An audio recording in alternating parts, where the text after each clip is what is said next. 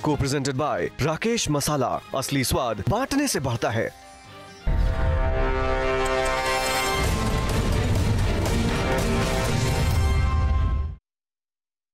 नमस्कार, news state देख रहे हैं आप और मैं हूं आपके साथ आशीष पांडे। शुरू हो चुकी है सत्ता की रेस, साधे जा रहे हैं समीकरण, क्योंकि शुरू हो चुका है जनसंख्या के लिहाज से देश के सबसे बड़े सूबे का चुनावी रण। और इस रण में कौन किस पर भारी है, किन मुद्दों पर राजनीति जारी है। हमारे खास शो 403 में हर एक विधानसभा क्षेत्र, हर एक मुद्दे की पड़ताल करेंगे। आज बात गौतम बुद्ध नगर की जेवर विधानसभा सीट की।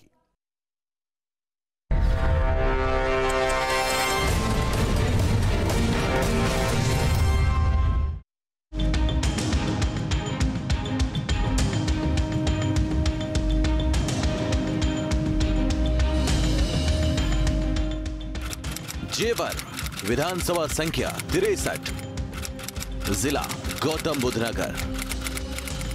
वैसे तो जेवर विधानसभा अब किसी पहचान की मोहताज नहीं रही। उसकी वजह है नोएडा का इंटरनेशनल एयरपोर्ट, साथ ही फिल्म सिटी का जेवर विधानसभा में बनाया जाना। इसके साथ ही तमाम बड़े उद्योग भी जेवर विधानसभा के अंतर्गत लगाए जा रहे हैं। यही वजह है कि उत्तर प्रदेश की आर्थिक राजधानी के तौर पर भी इसे जाना जा रहा है। फिल्म सिटी और एयरपोर्ट को लेकर जेवर चर्चा के केंद्र में है और यहां से बीजेपी के धीरेन्द्र सिंह विधायक हैं। विधानसभा चुनाव में धीरेन्द्र सिंह को 1,02,979 वोट मिले थे। धीरेन्द्र सिंह ने वेदराम भाटी को मात दी थी, जिन्हें 80,806 वोट मिले थे। 2017 में लंबे वक्त के बाद बीजेपी को जेवर विधानसभा सीट पर कामयाबी मिली। इससे पहले 2012, 2007 और 2002 में बीएसपी ने कामयाबी हासिल की, जबकि 1996, 93 और 91 में बीजेपी को सफलता मिली। यूं तो जेवर विधानसभा क्षेत्र में औद्योगिक विकास तेजी से हुआ, कई बड़ी कंपनियां, कई बड़े प्रोजेक्ट्स पर काम चल रहा है, लेकिन स्थानीय लोगों का आरोप है कि इससे उन्हें कोई फायदा नहीं हुआ। रोजगार की समस्या इस क्षेत्र में गौतम बुद्ध नगर की, आप जेवर विधानसभा की बात करें या पूरे गौतम बुद्ध नगर की बात करें, तीनों विधायक भारतीय जनता पार्टी के हैं, लेकिन यहाँ पर स्थानीय युवाओं को रोजगार नहीं मिल रहा है। यहाँ के युवा बेरोजगार हैं और निरंतर बेरोजगारी बढ़ती जा रही है। 2022 के चुनाव की आहट के साथ ही भूमि अधिग्रहण का मुद्दा जोर पकड़ रहा है। करीब 3,22,982 मतदाताओं वाले जेवर विधानसभा क्षेत्र में जातिगत समीकरणों की अपनी अहमियत है। इस सीट पर जीत और हार गुर्जर, मुस्लिम और दलित, ये तीनों ही तय करते हैं कौन सा प्रत्याशी जीतेगा और किस प्रत्याशी की हार होगी। जेवर में गुर्जर मतदाता करीब 1 लाख, ठाकुर मतदाता 1 लाख, दलित वोटर्स 50,000, मुस्लिम मतदाता करीब 40,000, बनिया मतदाता करीब 40,000 हैं।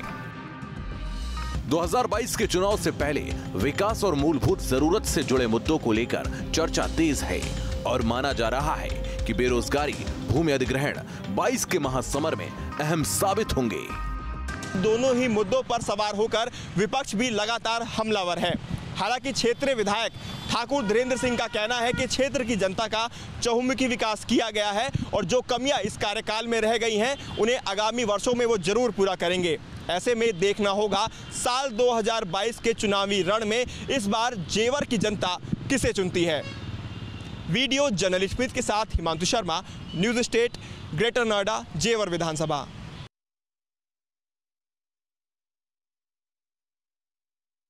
जेवर सीट से बीजेपी के धीरेन्द्र सिंह विधायक हैं, जिनका अपने कार्यकाल की उपलब्धियों को लेकर क्या कुछ कहना है वो भी सुनिए।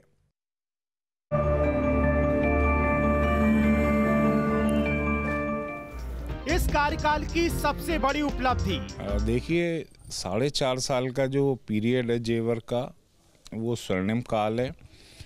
और अंतर्राष्ट्रीय एयरपोर्ट का निर्माण हो या फिल्म सिटी हो प्रस्तावित, या ग्रेटर नोएडा से जो हमने अपने घोषणा पत्र में कहा था मेट्रो लाएंगे उसका प्रोजेक्ट हो, या जितना निवेश उस कोरोना काल में इस जेवर क्षेत्र में हुआ जब पूरी दुनिया में आर्थिक मंदी थी, तो ये ऐसी बातें हैं जिससे स्वतः ही सभी को पता है कि जेवर इस वक्त निवेशकों का बेस्ट डेस्टिनेशन है इंडिया में। और यहाँ जितना औद्योगिक गतिविधियां विगत 4 साल में हुई हैं उतनी आज तक कभी नहीं हुई। लोग दोबारा आपको वोट क्यों दें? 4 साल बनाम 74 साल जो आज़ादी के बाद से इस जेवर विधानसभा में नहीं हुआ, वो सन 2017 में 19 मार्च को योगी आदित्यनाथ जी के मुख्यमंत्री बनने के बाद इस जेवर विधानसभा में हुआ है। और यह उनकी एक सोची दूरदृष्टि है, सोच है उनकी कि बहुत सारे ऐसे प्रोजेक्ट जेवर को उन्होंने दिए जिससे जेवर और जनपद गौतम बुद्ध नगर ही नहीं वरन आने वाले समय में पूरे उत्तर भारत की दिशा चेंज करने के लिए यहाँ के प्रोजेक्ट काफ़ी होंगे। इस बार जीते तो क्या करेंगे? देखिए, जो बीज हमने रोपित किया 2017 में वो पौधा बना है। यहाँ आने वाली औद्योगिक इकाइयाँ जिसमें apparel park, medical device park और अन्य अनेक ऐसे उद्योग धंधे इस क्षेत्र के नौजवानों के लिए रोजगार का साधन बनेंगे। तो मेरी प्राथमिकता आने वाले समय में हर घर से एक व्यक्ति को रोजगार दे पाऊँ, नौजवान भाइयों को, महिलाओं को रोजगार दे पाऊँ, और शिक्षा और स्वास्थ्य की दृष्टि में जो मैं चाहता हूँ इन 4 सालों में जो कमी रह गई है, आने वाले समय में मैं चाहता हूँ कि गाँव के हर व्यक्ति को बेहतर स्वास्थ्य सुविधाएँ मिलें, हर बच्ची को एजुकेशन मिले, हर नौजवान को सस्ती और सुलभ एजुकेशन मिले। और जो यहाँ प्रोजेक्ट आ रहे हैं वो अंतर्राष्ट्रीय एयरपोर्ट हो या इंडस्ट्रियलाइजेशन हो, एक ऐसा अनुकूल माहौल मिले जहाँ उद्योगपति अपना बिना किसी चिंता के और सुरक्षापूर्ण वातावरण में अपने उद्योगों को पल्लवित कर सकें। तो इस तरीके का एक माहौल यहाँ दिया जाएगा। हालांकि विपक्ष के दल और नेता विधायक के तर्कों से इत्तेफाक नहीं रखते हैं। क्या कुछ कहना है, सुनिए।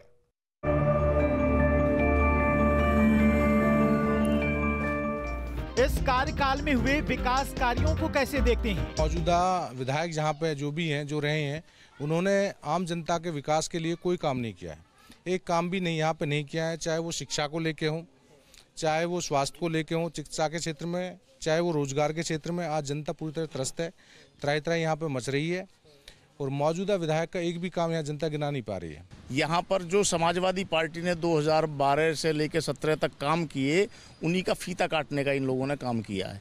और हमारे यहाँ लगभग 12 गांव तो दनकौर ब्लॉक में 2 ब्लॉक हमारे यहाँ आते हैं, एक जेवर ब्लॉक आता है, एक दनकौर ब्लॉक आता है। दनकौर ब्लॉक अब इन्होंने खत्म करा दिया।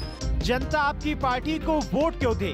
और जहाँ तक बहुजन समाज पार्टी यहाँ पे सत्ता में, हम लोग जब हमारी पार्टी की लीडर बहन कुमारी मायावती जी जब यहाँ की प्रदेश की मुख्यमंत्री थी, तो उन्होंने चाहे वो शिक्षा का क्षेत्र हो, चाहे स्वास्थ्य का क्षेत्र हो, हर क्षेत्र में, शिक्षा के क्षेत्र में उन्होंने यहाँ गौतम बुद्ध यूनिवर्सिटी दी, जो कि पूरे देश की एक मोस्ट इम्पोर्टेड यूनिवर्सिटी है। आज वो दिल्ली यूनिवर्सिटी को वो टक्कर दे रही है। 22 महीने में एक्सप्रेसवे बना के खड़ा कर दिया। केवल ढांचे बन रहे हैं, फीता तो हम काटेंगे, क्योंकि हमारी सरकार ने काम किए थे। वो हमारी समाजवादी सरकार ने स्कूल दिए थे, उनको अब इन्होंने लाके खड़ा कर दिया। वो अथॉरिटी की देन है। सब यहाँ यमुना विकास प्राधिकरण करा रहा है जो काम है। आपकी पार्टी जीती तो क्या प्राथमिकता होगी? मैं यहाँ से विधायक चुनता हूँ तो निश्चित रूप से जो मूलभूत सुविधाएं हैं, जैसे रोजगार को लेकर सबसे बड़ी बात है कि हमारे युवा यहाँ क्वालिफाइड हैं, वो शिक्षित हैं, परंतु उन्हें रोजगार नहीं मिल रहा है। और 250 किलोमीटर का बोर्ड लगा दिया जाता है। क्यों लगा दिया जाता है? क्या हमारे बच्चों में क्वालिफिकेशन नहीं है, वो शिक्षित नहीं है? पर मैं इसको बदलूंगा। अगर मैं यहाँ से विधायक बनता हूँ तो निश्चित रूप से जब हमारे स्थानीय जो युवक हैं, जो शिक्षित हैं, क्वालिफाइड हैं, मैं ये प्रपोजल रखूंगा और ये मैं करा के रहूँगा कि प्योरिटी पे अपने जो लोकल के बंदे हैं, जो क्वालिफाइड है, जिस तरह से वो कई कैंपस में कैंपस प्लेसमेंट के लिए इंडस्ट्री वाले जाते हैं और जो क्वालिफाइड बच्चे होते हैं उनको सेलेक्ट करके लाते हैं, इसी तरह से गाँव में जाएंगे, कैंप लगाएंगे इंडस्ट्रीज वाले और गाँवों से जाके जो क्वालिफाइड बच्चे हैं, जो शिक्षित बच्चे हैं, उनको यहाँ पर रोजगार देंगे। इस पर मैं काम करूँगा। हम इस क्षेत्र को इस तरह से भव्य बनाने का प्लान हमारे राष्ट्रीय अध्यक्ष जी के दिमाग में है और जिसे पटल पे भी लेके आई, वो बहुत चीज़ उन्होंने दिया है। भाई इन्होंने एक फैक्ट्री लगाई हो, वह बताइए, कोई उद्योग का अपना काम करते हैं। सैमसंग समाजवादी पार्टी की दी हुई, ओप्पो, वीवो, ये जितनी कंपनियां हैं, ये जो इन्होंने होंडा कंपनी बना दी है, नेताजी के टाइम पे लगी थी हमारे, जो ये इन्होंने बंद करा दी। ये तो बंद कराने का काम तो कराते हैं, निजीकरण में देने का काम करते हैं। लेकिन सबसे बड़ा सवाल है कि आखिर क्षेत्र की जनता क्या मानती है, क्योंकि यह पब्लिक है जो सब कुछ जानती है।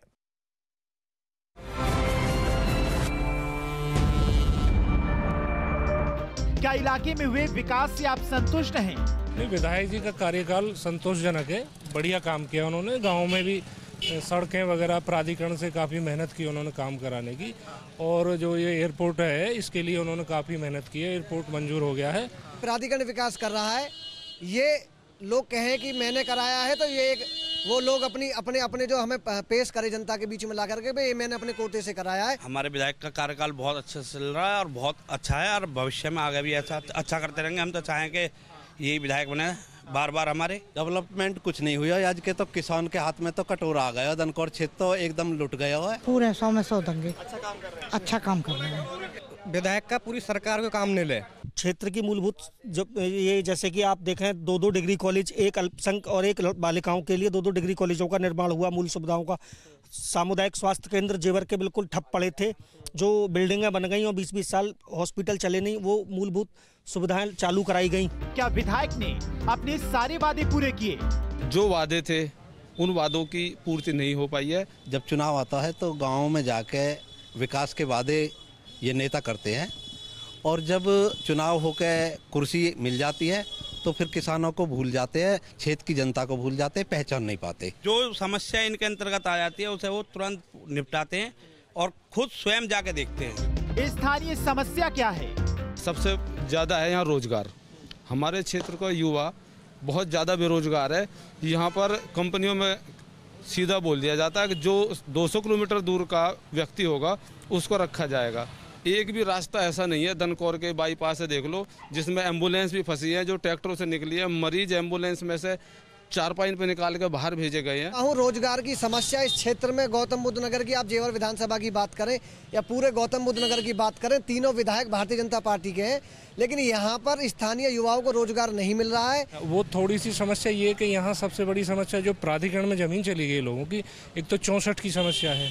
वो अगर विधायक और सांसद जी थोड़ा मुख्यमंत्री के संज्ञान में डाल दें तो वो लोगों की समस्या हो जाए। दूसरा जो भी वो बारिश हुई है बेमौसम, इसमें जो फसल डूबी है या जो नुकसान हुआ है, और अगर ये विधायक सांसद हमारे मेहनत करें तो लोगों को जितना भी इसमें सहयोग मिल जाए वो ज़्यादा अच्छा है। 403 में अभी के लिए बस इतना ही। बने रहिए न्यूज़ स्टेट के साथ।